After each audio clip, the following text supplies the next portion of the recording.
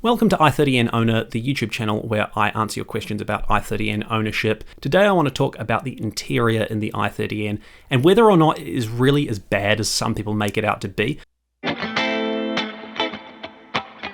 So if you look at professional reviews, higher end YouTube reviews, even things like social media comments around the i30N, a very common theme you'll see is that everyone agrees the car is a great performer and a lot of fun to drive, and I don't think that can be denied. But the interior tends to cop a bit of criticism, particularly compared to competing cars. You'll see terms like plain or outdated or boring thrown around. There's criticism of too much hard plastic, and I'll come to that point later.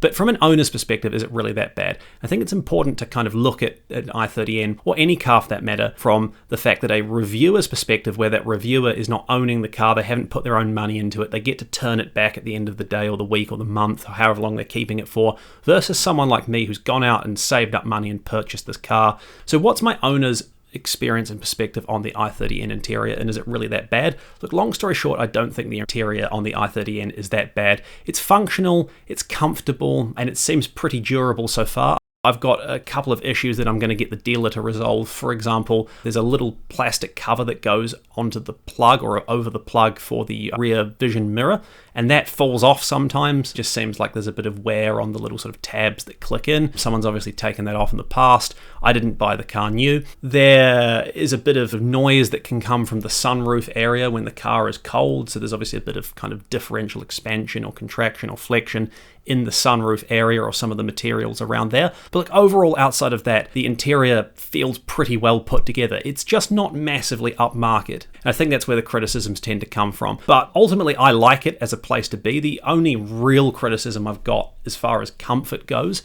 is I have the fastback variant of the i30N, and that has very compromised rear headroom. Now, I don't carry a lot of rear passengers, so it's not a huge issue for me, but if you are going to be putting a lot of people in the back, I would definitely get the regular hatch shape because it is more practical and more comfortable. But look, basically everybody I've taken out in the car since I've purchased it has been impressed by the comfort and the functionality.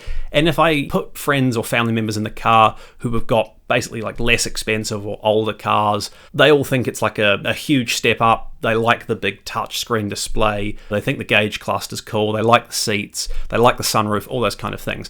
Now, where the i30N ultimately comes unstuck, I think, when compared to the competition, is that the interior is not as kind of exciting and unmistakably performance-focused. And the best comparison point here is the Honda Civic Type R, both the previous generation and the current Civic Type R, which, having sat in one of those, I haven't driven the new Civic Type R, but I've sat in one at the Honda dealership. That has such a premium feeling interior, such an exciting interior, and when you get inside a Civic Type R, you know without anyone having to tell you that you are in something performance focused. You've got those racy red seats, the red carpet, the aluminium gear shifter, and by comparison, the i30N does feel pretty mundane. You have to look a lot harder to tell that you are in a performance focused car.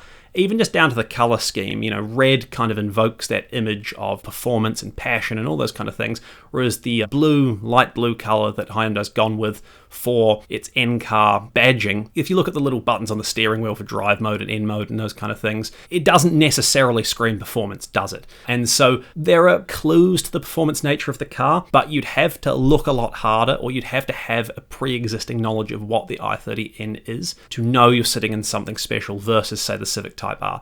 And from my perspective, that's actually one of the things I love about the i30N. This is a vehicle that I use day to day. I do things like pick up clients from the airport to take them to meetings. They're coming to town for a workshop with me or whatever the case may be.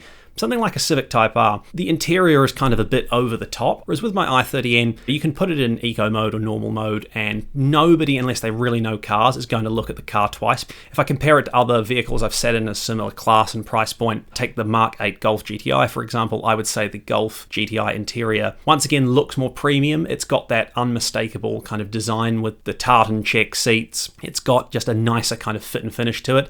The haptic touch buttons are a controversial point, but for a lot of people, they probably feel like an upmarket option compared to more normal buttons, if that makes sense, even though they are harder to use on a day-to-day basis. So look, long story short, the i30N interior isn't bad. It's just a very kind of conventional interior that's a little bit jazzed up, if that makes sense. There are a few tweaks that let you know you're in a performance car. Things like the gauge cluster, for example, not many economy normal cars read 300 kilometers an hour as the max speed on the gauge cluster. But even something like that, a lot of competing cars now, you've got a digital dashboard, whereas your Hyundai's gone for a more conventional analog gauge cluster with a little digital inlay, which once again is less exciting, it's less modern, it's less novel than what a lot of competing cars are doing. In terms of other quality factors, I feel like car reviewers always go on about hard plastic. And look, the i30N does have a fair bit of hard plastic in it. Hard plastic doesn't bother me that much. The only thing I will say I really dislike in the interior is the feel of the handbrake lever, which feels incredibly cheap. Oh, that's a pretty minor complaint in the grand scheme of things. But yeah, I'm going to be really honest with you, the interior feels like somewhat of an afterthought.